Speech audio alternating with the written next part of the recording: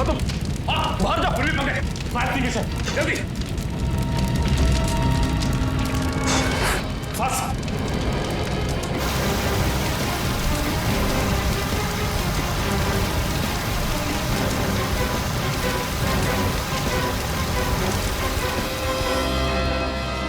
अभी लगता है थोड़ा केमिकल रह गया था इसमें। सही कह रहे हो सचिन, अब तो इस लॉकर को बाहर निकालना ही पड़ेगा। आप लोग प्लीज थोड़ा पीछे रहिए।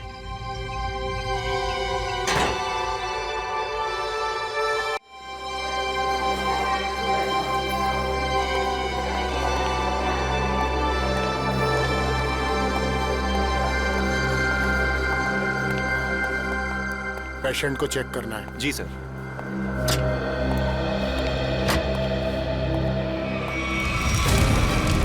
ये क्या? आग! रघु, मंगेश, जल्दी आओ, यहाँ पे आग लगी है, पेशेंट जला है, जल्दी आओ। फायर एक्सटिंग्विशर लेके आओ, जल्दी करो, जल्दी लेके आओ, जल्दी जल्दी जल्दी करो, जल्दी।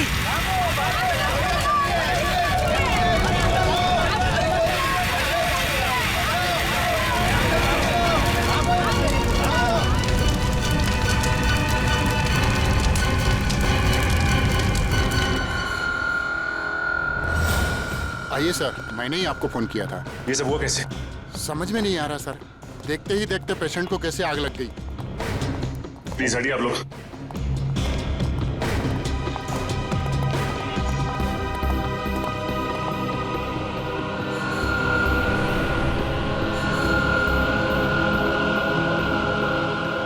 डॉक्टर साहब, जिस वक्त ये आग लगी उस वक्त कोई और भी था कमरे में?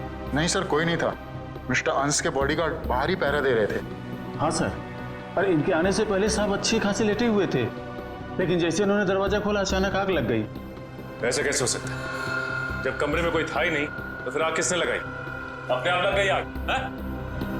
ये शॉर्ट सर्किट का चक्कर भी नहीं लगता, लेकिन ये आग जैसी भी लगी हो, हम इसका पता कर ही रहेंगे। अंश, अंश,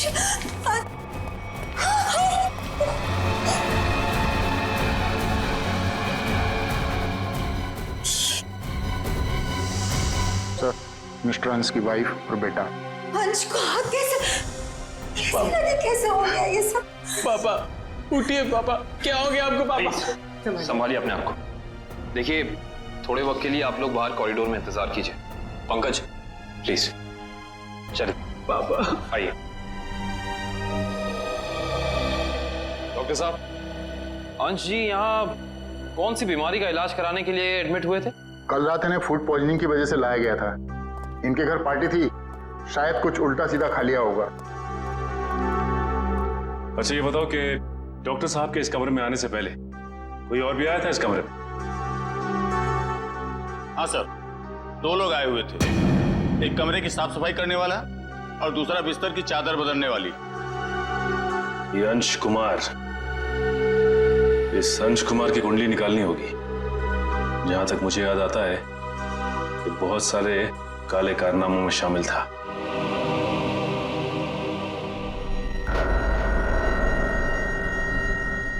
पंकज, रिधिमा और अंकित को घर भेज दिया? हाँ सर, बहुत रो रहे थे बेचारे।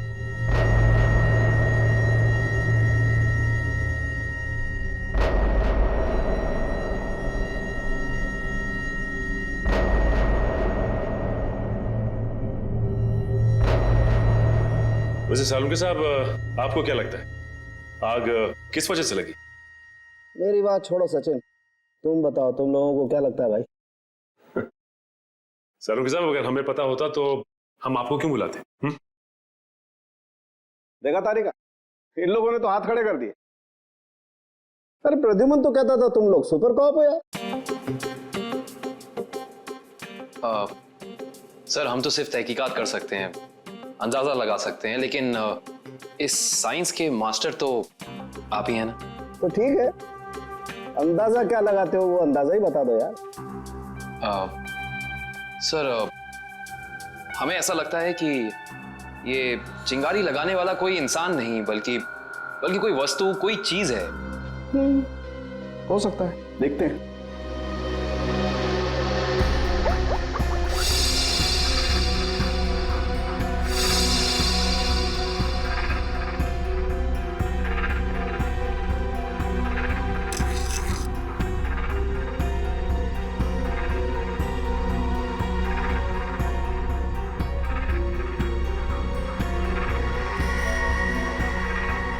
ये बात है।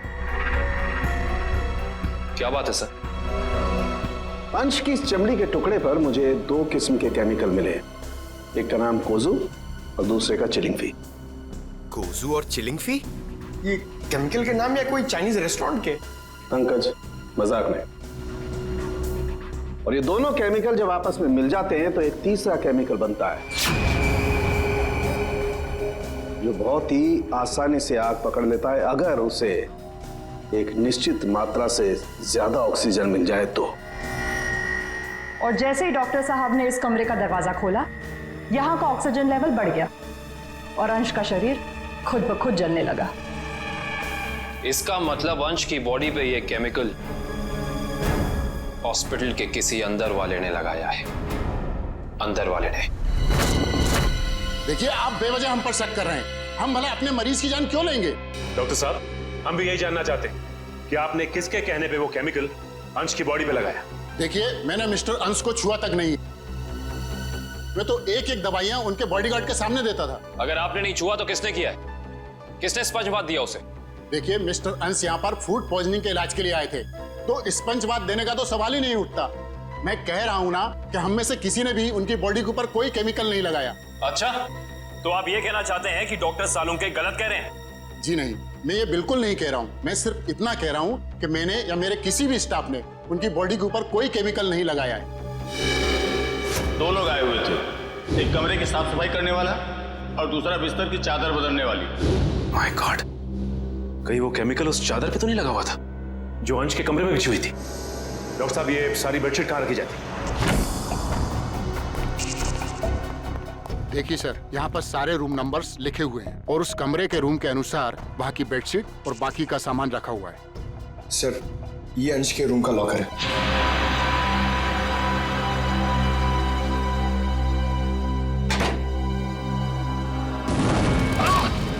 देखो ना तुम, बाहर जाओ, पुलिस पकड़े। फायर एक्सटिंग्विशर, जल्दी। फास्ट।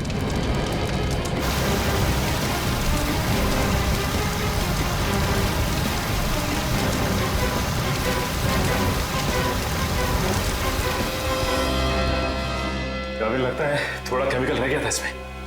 सही कह रहे हो सचिन, अब तो इस लॉकर को बाहर निकालना ही पड़ेगा। आप लोग प्लीज थोड़ा पीछे रहिए।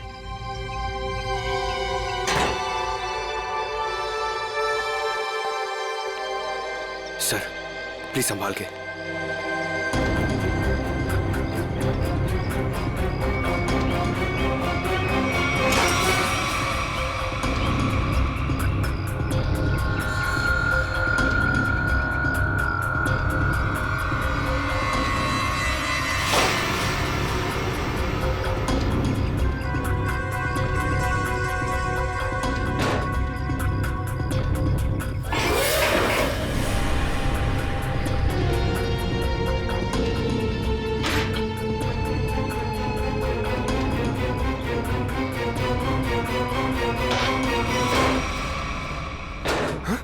सर, ये क्या? आपकी बार तो आग ही नहीं लगी। क्या पंकज, आग सिर्फ इसमें लगी। ये देखो, सिर्फ ये बैग जला है, बाकी सारी की सारी चीजें बिल्कुल वैसी हैं। ये देखो।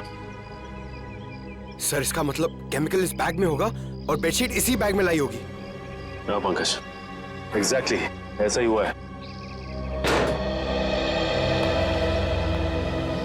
डॉक्टर साहब, ये वही लेडी है ना जिन्होंने अंश के कमरे में वो चादर बिछाई थी? जी सर, शीला। मैंने कुछ नहीं किया सर। मैं इन केमिकल्स के बारे में जानती तक नहीं हूँ। ज्यादा भोली मत बनो। अंश के कमरे की चादर तुमने ही बदली थी ना? बदली थी, मगर क्या? एक औरत ने मुझे 50,000 रुपए दिए थे और कहा था अंश साहब के कमरे में ये चादर बदल देना। उसने आपको पैसे दिए और आपने पैसे ले लिए? हाँ? एक बार भी नहीं सोचा कि इसके पीछे उसका मकसद क्या है? मुझे क्या पता था साहब, कोई ऐसे तरीके निकालेगा किसी का खून करने के लिए।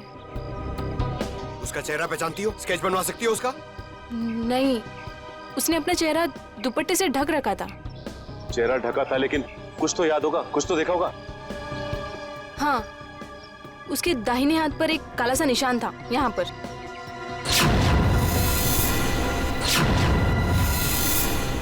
ठीक है, आप लोग जा सकते हैं। जी सर। अंश को फूड पॉइजनिंग हुई उसके घर पे, जिसके बाद वो हॉस्पिटल में एडमिट हुआ। और कमाल की बात है कि हॉस्पिटल में आने के बाद वो जल के मर गया। कुछ तो गड़बड़ है।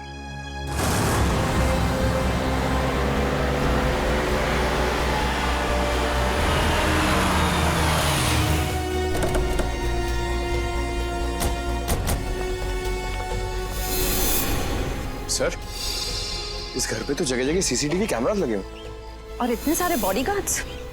लगता है अंश जानते थे कि उनकी जान को खतरा है। राइट श्रेया, कोई ना कोई बात तो जरूर थी, वरना इतनी ज्यादा सिक्योरिटी कोई मामूली इंसान नहीं रखता।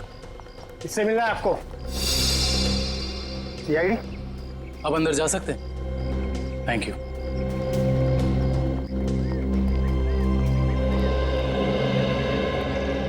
सर, ये घर तो बड़ा आलीशान है। अंश बहुत पैसे वाला रहा होगा। जितना बड़ा आदमी उसके उतने ज्यादा दुश्मन। नमस्कार। नमस्ते। आपसे कुछ सवाल पूछने थे। जी पूछिए। जिस रात अंश जी की तबीयत खराब हुई, उस रात उनका खाना किसने बनाया था? साहब, खाना तो मैंने बनाया था, लेकिन मैंने कुछ नहीं किया। तो फिर सिर्फ अंश की तबीयत क्यों खराब हो और किसी की क्यों नहीं? मुझे मालूम नहीं। अब मालूम नहीं कहने से तो काम नहीं चलेगा ना। कोई तो था जो चाहता था कि अंश हॉस्पिटल पहुंचे, ताकि वहां वो खूनी बड़ी आसानी से उस जुर्म को अंजाम दे सके। एनीवेज, हमें उस पार्टी की गेस्ट लिस्ट चाहिए थी। जी। गोपी पिछले 5 साल से उनका खाना बना रहा है, ये ऐसा कुछ नहीं कर सकता। तो और कौन कर सकता है? क्या आपको किसी पर शक है? शायद गगन। गगन? अच्छा, ये गगन कौन है? पापा का बिजनेस मैनेजर था। अभी कुछ दिन पहले उसे नौकरी से निकाल दिया था। पार्टी में गगन भी आया था? हाँ, मगर बिन बुलाए। हाँ साहब, गगन हो सकता है। उस दिन पार्टी में मैंने उसको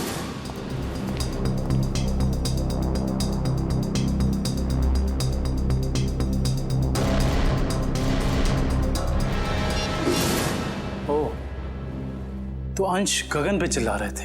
हाँ साहब, पर म्यूजिक की आवाज बहुत तेज थी। मैं समझ नहीं पाया कि साहब गगन को क्यों डांट रहे थे। मगर अंश ने गगन को नौकरी से क्यों निकाला था? पता नहीं, मगर जरूर कोई बड़ी बात रही होगी जो उन्होंने अपने 10 साल पुराने एम्प्लॉय को एक ही झटके में काम से बाहर निकाल दिया। गगन को नौकरी से क्यों निकाल दिया था, इसका जवाब ढूंढना होगा। क्या अंशी की मौत हो गई है? जी हाँ, और हमें शक है कि उनकी मौत में आपके पति गगन का हाथ है। ये क्या कह रहे हैं आप? गगन अपनी जान दे सकते हैं, पर वो किसी की जान लेने की कभी सोच भी नहीं सकते। सोचा नहीं, बल्कि कर दिया। बहुत ही लंबी चौड़ी प्लानिंग के साथ गगन ने अंश को हॉस्पिटल में ही जला दिया। आपको कुछ गलतफहमी हुई है, गगन ऐसे नहीं है। वो ऐसा नहीं है तो कैसा है, वो तो उनसे मिलने के बाद ही पता चलेगा। वो कब तक वापस लौटेंगे? मुझे नहीं पता। मैंने पुलिस स्टेशन में उनके गुमशुदा होने की रिपोर्ट भी लिखवाई है। कल से वो गायब है। बुरा मत मानिएगा मैडम, लेकिन मुजरिम अक्सर खून करके ऐसे ही फरार हो जाते हैं। बार बार उनको मुजरिम कह करके उनका अपमान मत करिए। अगर उनको जुर्म करना ही होता तो वो अंश जी की बात मान करके अंकित को मार ना देते। एक मिनट, क्या कहा आपने? अंश जी ने गगन को अपने बेटे अंकित का खून करने का काम सौंपा था, पर गगन ने साफ इनकार कर दिया और इसी वजह से उन्होंने गगन को नौकरी से निकाल दिया। ओह, तो इस वजह से गगन को नौकरी से निकाल दिया गया। और कोई बाप अपने बेटे को मरवाना क्यों चाहेगा? सर नहीं सर, ऐसा नहीं हो सकता। आप प्लीज कह दीजिए झूठ है। मेरे पापा मुझे मारने की प्लानिंग कभी कर ही नहीं सकते।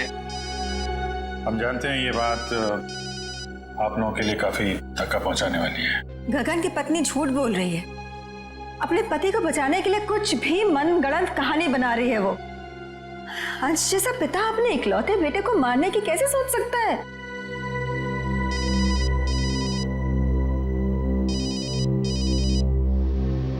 किसका फोन है अंकित?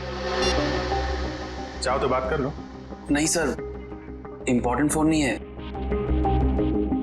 एक्चुअली मेरा एक फ्रेंड मुझे मिलने के लिए परेशान कर रहा है और फिलहाल मैं किसी से मिलना नहीं चाहता। सर, अगर आपके सवाल पूरे हो गए हो तो क्या हम जा सकते हैं? अब हमें अंश की शोक सभा की तैयारी करनी है। ठीक है, आप जा सकते हैं। इशिता? Yes sir.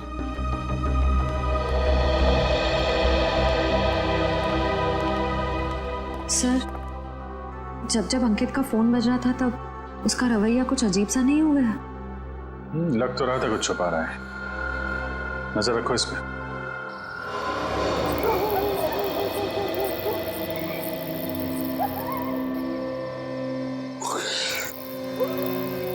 सर, हम लोग क्या रात भर यहीं खड़े रह के पहरा देंगे?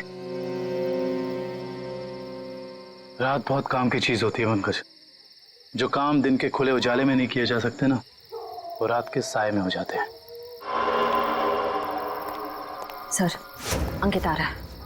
आ नहीं रहा श्रेया, हमें ले जा रहा है अगले सुराग तक।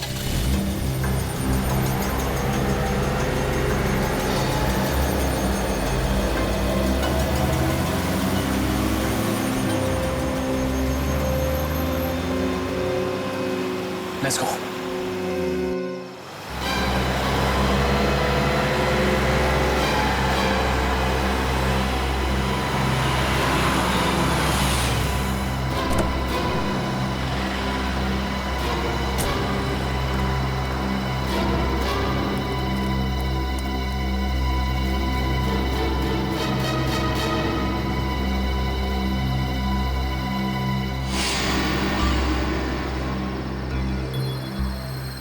सर, ये इतनी रात को यहाँ ढाबे पे खाना खाने को आए हैं?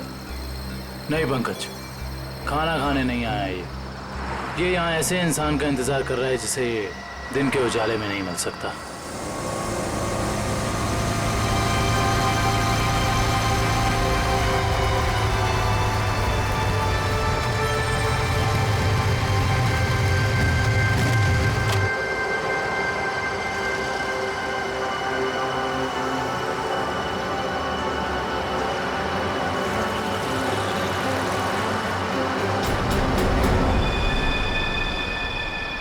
सर, मैंने तो सोचा ये लड़का होगा, ये तो लड़की निकली।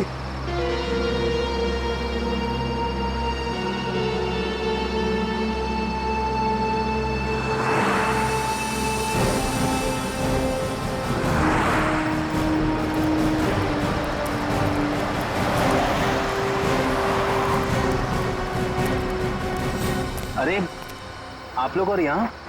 हाँ, हम बहुत मेहनत करें आपके पापा के खूनी को ढूंढने की। वैसे ये कौन है? ये स्वाति, मेरी बेस्ट फ्रेंड है। हाँ, वो तो हमने देख ही लिया है। देखिए आप लोग प्लीज मेरी मम्मा से मत कहिएगा कि मैं इससे यहाँ मिला हूँ। क्यों? वो आंटी मुझे इतना पसंद नहीं करती। क्यों पसंद नहीं करती? मालूम नहीं, पर नहीं करती और उनके गुस्से से मुझे बहुत डर लगता है। ठीक है, नहीं बताएंगे। सब बचपन से ही मुझे प्रिंसिपल ऑफिस के बाहर खड़े होने में बड़ा डर लगता था। कभी सोचा नहीं था कि सीआईडी का काम मुझे एक बार फिर यहीं ले आएगा। काफी शरारती बच्चे थे तुम, इसलिए प्रिंसिपल के कैबिन के बाहर खड़े कर दिए जाते थे। बस यूं ही कभी कभी टीचर पनिश कर देते थे। आइए, आपको प्रिंसिपल साहब ने अंदर बुलाया। हेलो। हेलो, सॉरी आप लोगों को इंतजार करना पड़ा। That's okay. हम यहाँ अंकित कुमार नाम के एक स्टूडेंट के बारे में कुछ जानकारी हासिल करने आए हैं। अंकित कुमार? तो वो तो बहुत ही ब्राइट स्टूडेंट है इस कॉलेज का। पढ़ाई लिखाई, खेल कूद, डिबेट, ड्रामा, हर चीज में वो नंबर 1 रहता है। अच्छा, कितना होनहार है वो। हाँ, बल्कि इस बार कॉलेज का स्टूडेंट ऑफ ईयर अवार्ड भी तो उसे ही मिला है। ये देखिए, ये रही उसकी फोटो। इसमें अंकित कुमार कहाँ है? यही तो है। ये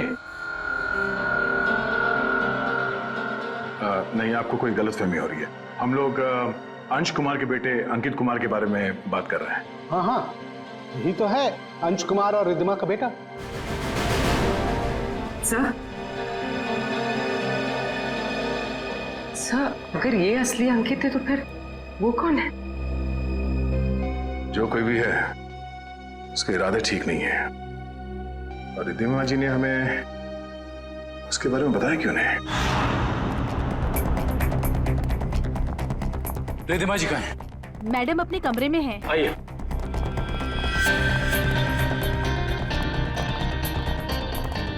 मैडम सीआईडी वाले आए हुए हैं। मैडम। रिद्धिमा जी।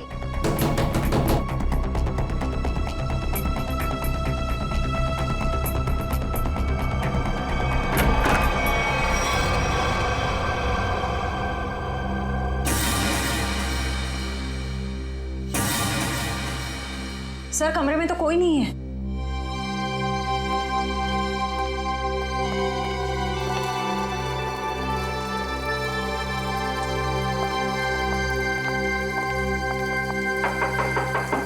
रिद्धिमा जी।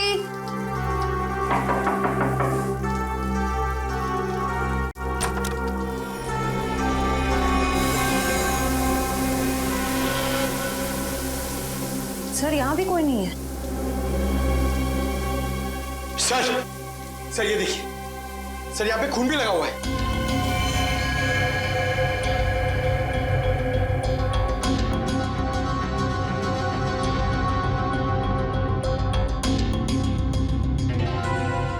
शायद रिद्धिमा जी का किडनैप हो गया। इन टुकड़ों को देख के तो यही लगता है कि उनकी किडनैपर के साथ हाथापाई हुई होगी। अंकित कहाँ है? बुलाओ उसे। अंकित बाबा तो आज सुबह घर से बाहर चले गए हैं। निखिल, अंकित को फोन लगाओ। इस कमरे में इतना कुछ हो गया और किसी को भनक तक नहीं लगी। फायदा क्या घर में इतनी सिक्योरिटी का? अच्छा ये बताओ कि खिड़की के पीछे की तरफ भी कैमरा लगा है ना? जी सर।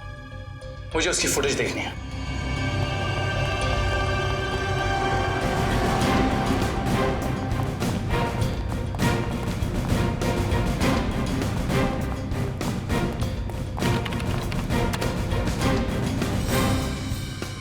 सॉरी सर, लगता है कैमरा 2 घंटे से बंद है।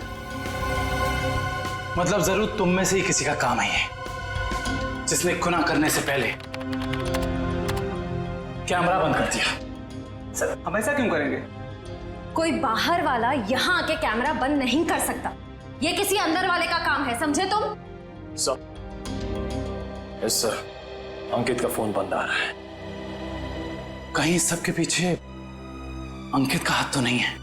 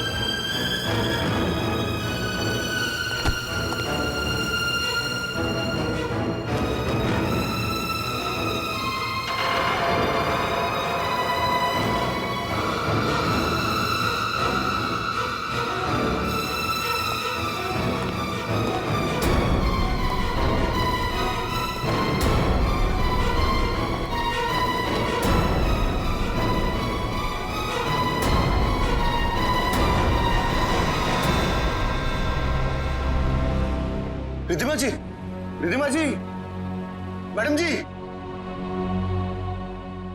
रिद्धिमा जी, उठिए मैडम जी, रिद्धिमा जी। गगन तुम मुझे यहाँ कहाँ लेकर आए हो? मेरे पति को मार दिया, आप मुझे भी मारोगे? नहीं, ये आप क्या कह रही हैं? मैंने तो अंश साहब का नमक खाया है, उनके लिए जान दे सकता हूँ। मैं मारने का तो मैं सोच भी नहीं सकता। तो फिर कौन लेकर आया मुझे यहाँ पर? क्यों आए हम? शायद उसी ने जिसने हम दोनों को किडनैप किया है। तुम भी? जी हाँ, मैं भी आप ही की तरह इस चारदीवारी में कैद। हे भगवान, उसका अगला निशाना कहीं मेरा राज तो नहीं? तो तुम हो राज, अंश और रिधिमा जी के असली बेटे। जी सर, मुझे तो अब तक यकीन नहीं कि पापा इस दुनिया में नहीं रहे। मम्मी ने तो मुझे इस बारे में कुछ बताया तक नहीं। लेकिन रिधिमा जी ने ये बात छुपाई क्यों तुमसे? उसी वजह से जिस कारण से उन्होंने मुझे दुनिया से छुपा कर रखा और अंकित को अपना बेटा बना लिया। लेकिन ऐसी भी क्या वजह थी जिसने एक माँ बाप को अपने बेटे से दूर कर दिया? सर, आप तो सीआईडी वाले, आपसे तो कुछ बात छिप नहीं सकती। अपने खानदानी बिजनेस को आगे बढ़ाने के लिए मेरे पापा ने कुछ गैर कानूनी काम किए हैं। जी हाँ, जैसे रिश्वत देना, करप्शन को बढ़ावा देना, गैर कानूनी बिल्डिंग्स बनवाना और कभी कभी गैंगस्टर्स की मदद करना। सर, मुझे ये कहते हुए बहुत शर्मिंदगी है कि मेरे पापा इस देश के अच्छे नागरिक नहीं बन सके और वो बहुत ही अच्छे पिता थे। इन गैंगस्टर से बचाने के लिए उन्होंने मुझे दुनिया से छुपा कर रखा। तो तुम्हारी सुरक्षा के लिए उन्होंने तुम्हें खुद से दूर कर दिया और गोद ले लिया अंकित को, ताकि कभी कोई तुम्हारे परिवार को नुकसान पहुंचाता तो निशाने पे अंकित होता, तुम नहीं। एग्जैक्टली। और जब ये बात अंकित को पता चली, उसका रवैया कुछ उखड़ सा गया। उसने मम्मी पापा की इज्जत करना बंद कर दिया। पिछले कुछ दिनों से तो वो पापा को ब्लैकमेल कर रहा था कि अगर उसे प्रॉपर्टी का आधा हिस्सा नहीं मिला तो वो ये राज पूरी दुनिया को बता देगा। सर हो सकता है शायद इसी वजह से अंश ने अंकित को मारने के लिए गगन से कहा। हाँ सर, हो सकता है कि गगन की वाइफ सच कह रही हो सकता है। और ये भी हो सकता है कि रिधिमा जी की किडनैपिंग में उनके गोद लिए हुए बेटे अंकित का ही हाथ हो। सर, प्लीज मेरी मम्मी को बचा लीजिए। मैं पहले ही अपने पापा को खो चुका हूं, मम्मी को नहीं खोना चाहता। घबराओ मत, कुछ नहीं होने देंगे मेरी रिधिमा जी को। अंकित के पोस्टर पूरे शहर में लग चुके हैं, कोई ना कोई उसे जरूर देख लेगा। हेलो, कहाँ? चिंचोली क्रॉसिंग? आप कौन बोल रहे हैं? हेलो हेलो सर, गुमनाम कॉल आया, कह रहा था कि चिंचोली क्रॉसिंग पे मिलो, कुछ जरूरी बात करनी है। जरूरी बात करनी है? फिर तो मिलना पड़ेगा।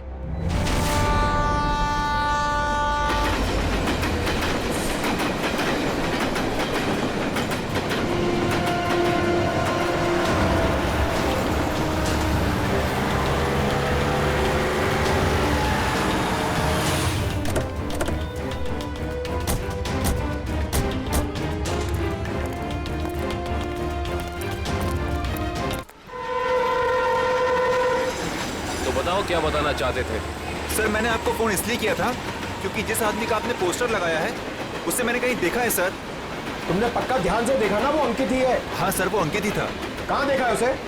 सर, अगर मैं आप लोगों को बताऊंगा तो कहीं मैं मुसीबत में न पड़ जाऊं सर। देखो, तुम्हें कुछ नहीं होगा। तुम बताओ, तुमने कहाँ देखा था अंकित को? सर, मैंने उसे हसनपुरा की चौल में देखा था सर। हसनपुरा चौल?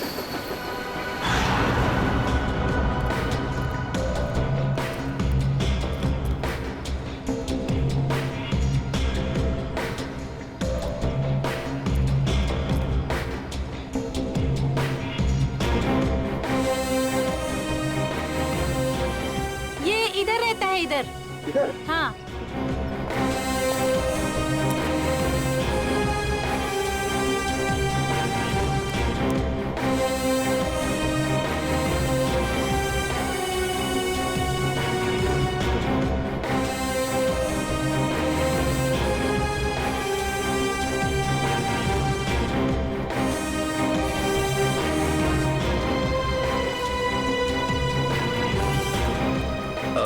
आपने इसे कहीं देखा है? हाँ, उस तरफ रहता है। Thank you. सर, पता चल गया, अंकित उस घर में आता जाता था। Sir, sir sir sir sir बहुत मुश्किल हुई सर, लेकिन मैंने पता कर लिया है, अंकित इसी घर में आता जाता था, ये घर में। पंकज, हम सबको पता है। अब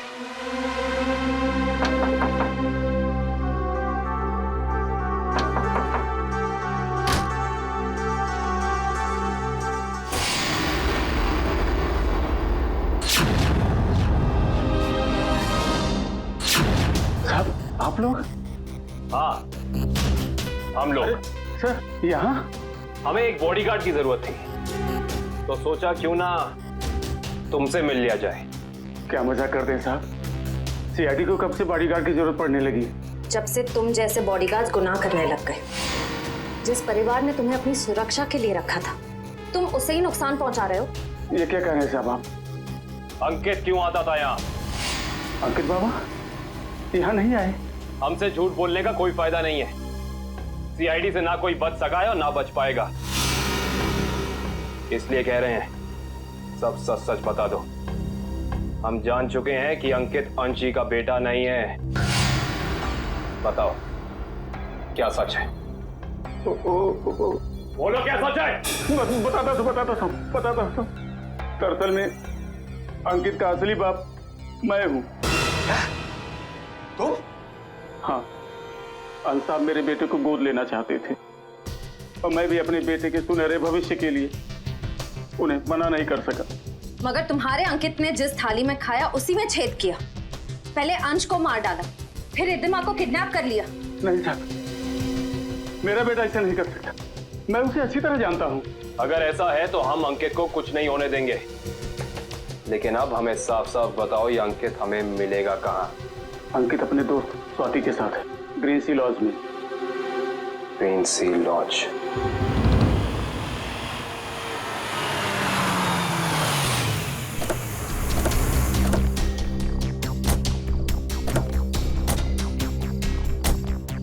सर, ये अंकित की गाड़ी है। अंदर चल के चेक करते हैं।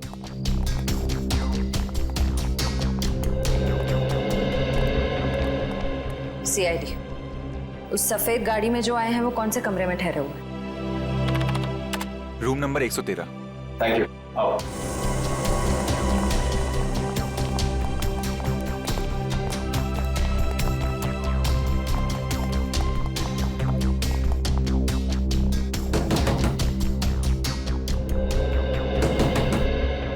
कौन है?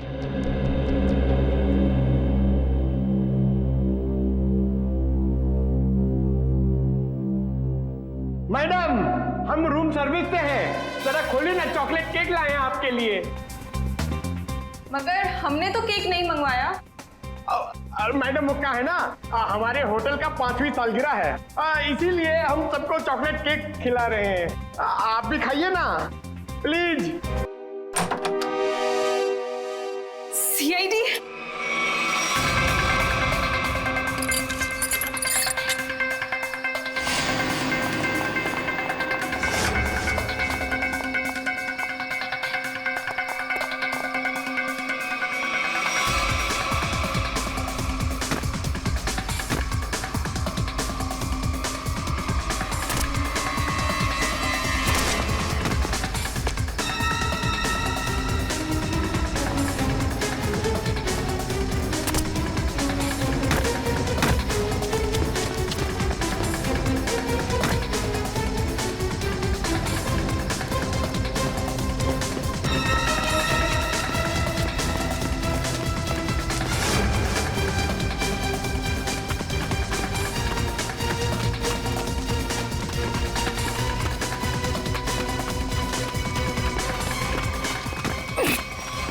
प्लीज मुझे छोड़ दो, प्लीज।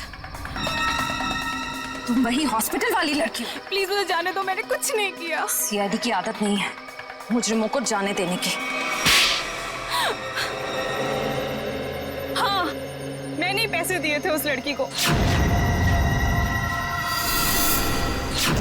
ताकि वो केमिकल वाली बेडशीट अंश के बेड पे बिछा सके। किसके कहने पे किया था तुमने ये? अंकित के। कहाँ मिलेगा ये अंकित? पता नहीं। अच्छा, तो ये तो पता होगा ना कि रिद्धिमा को कहाँ छिपा के रखा है। नहीं पता। ये पता नहीं, वो पता नहीं, तुम्हें पता क्या है स्वाति? गगन कहाँ है ये पता है मुझे। I see। तो और क्या क्या पता है तुम्हें?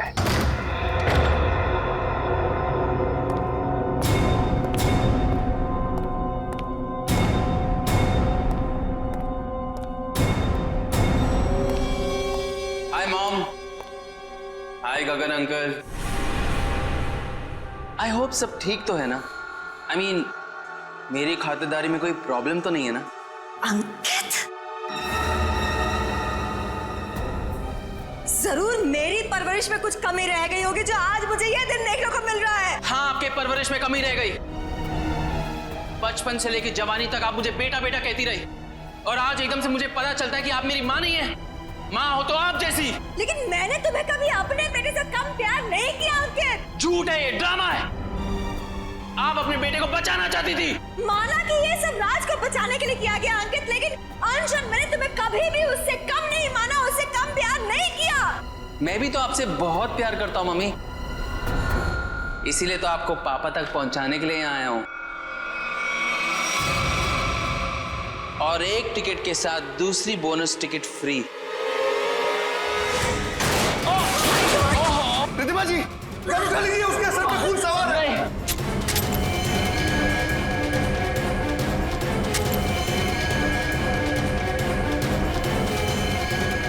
गगन, ये पकड़ो, पकड़ो। अरे शूट करो ना, गोली चलाओ ना, तो वो मार डालेगा। नहीं प्लीज, अरे मारो उसे। प्लीज नहीं। मार डालेगा हमको, मारो।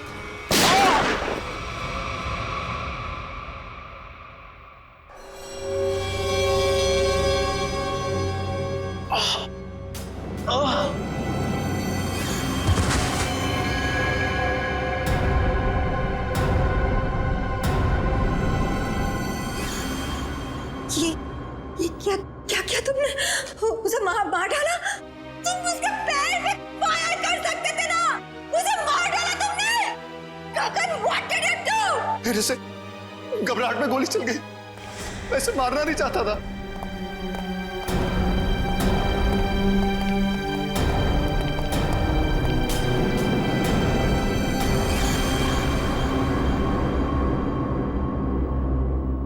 ये तो मर गया। क्या ये सब? हाँ? कैसे हुआ ये? मैंने जानबूझ के नहीं मारा सर, मैं सिर्फ अपने आप को बचाना चाहता था। ये गगन सही कह रहा है, अगर हमने अपने बचाव के लिए इसे नहीं मारा होता तो ये हम दोनों को मार देता। हम समझ सकते हैं। श्रेया, इनके स्टेटमेंट रिकॉर्ड कर लो। आप लोग जाइए प्लीज इनके साथ में। चलिए।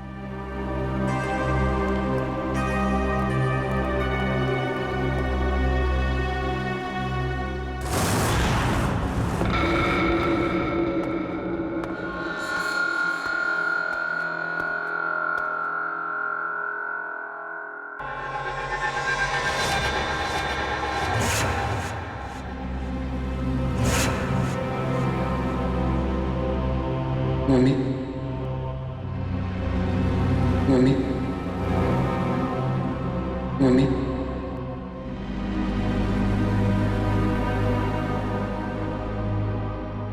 मम्मी,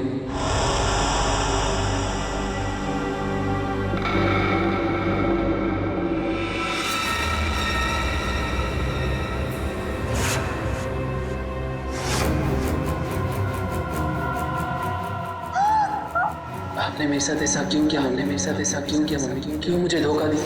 क्यों मुझे धोखा क्यों मुझे मार दिया? क्यों मुझे मार दिया? बोलिए मम्मी, जवाब दीजिए। बोलिए मम्मी, जवाब दीजिए। क्यों किया आपने ऐसा मेरे साथ? क्यों किया आपने ऐसा मेरे साथ? क्यों हमने बेटे को मार दी? क्यों हमने बेटे को मार दी? जवाब दीजिए मम्मी, जवाब दीजिए मम्मी। बोलिए आपने ऐसा क्यों किया? बोलिए आपने ऐसा क्यों किया? क्यों मुझे मारा? क्यों मुझे मारा? क्यों मुझे मारा?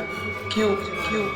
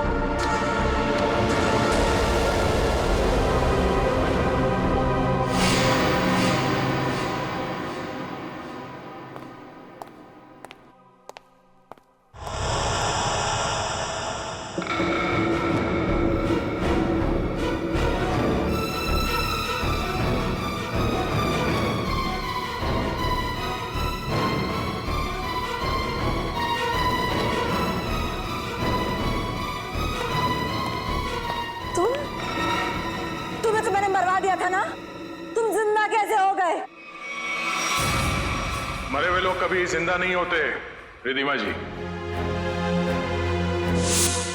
ये सब तो सीआईडी का प्लान होता है, गुनहगार से उसका जुर्म कबूल कराने का। अंकित तो कभी मरा ही नहीं था। इतना बड़ा धोखा मेरे साथ। मैं धोखा तो तुमने दिया। मैंने जो कुछ भी किया अपने बेटे के लिए किया है। राज, तुम्हारे पापा तुम्हें अपने गैर कानूनी बिजनेस में शामिल करना चाहते थे, लेकिन मैंने तुम्हें हमेशा गुनाहों के इस साए से दूर रखना चाहा। माँ, मैंने कभी सपने में भी नहीं सोचा था तुम भी पापा की तरह इस तरह गुनाहों के दलदल में धंसी हुई हो। और इसीलिए इन्होंने पापा को मारने के लिए मेरी मदद ली थी और प्रॉपर्टी में 25% शेयर देने का वादा भी किया था। इस प्लान में तुम दोनों मिले हुए हो, इसके बारे में तुम्हारी दोस्त स्वाति ने हमें पहले ही बता दिया था। उस पार्टी के दिन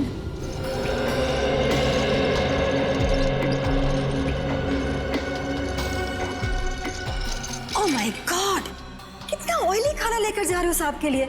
डॉक्टर ने परहेज के लिए कहा है ना। जाओ सैंडविच और जूस लेकर आओ, जाओ। मगर साहब ने? साहब तुम्हारे बॉस हैं, बट साहब की बॉस मैं हूँ। जाओ। जी मैम।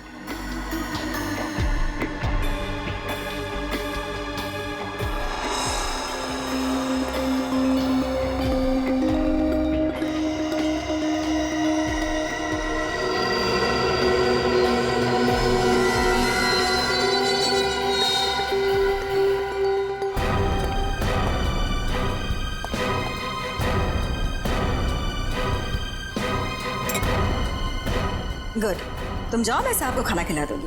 जी मैं कभी सोच भी नहीं सकता था कि आप ऐसा करेंगे। खुद गुनाह किया और मुझे फंसा दिया। तो और क्या करती? तुम्हें पता चल गया था कि अंकित अंश को मारना चाहता है, इसीलिए मैंने आखिरी वक्त पर सारी बाजी पलट दी।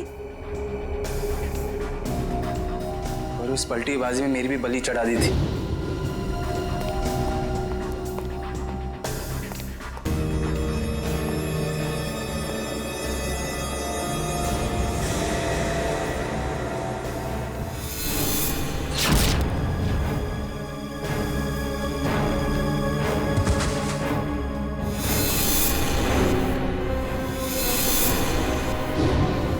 मुझे पता चला कि गगन को तो पूरी सच्चाई पता ही नहीं है। उसे तो यही नहीं पता कि अंश की मौत में मेरा हाथ है, इसलिए मैंने सारा इल्जाम अंकित पर डाल दिया।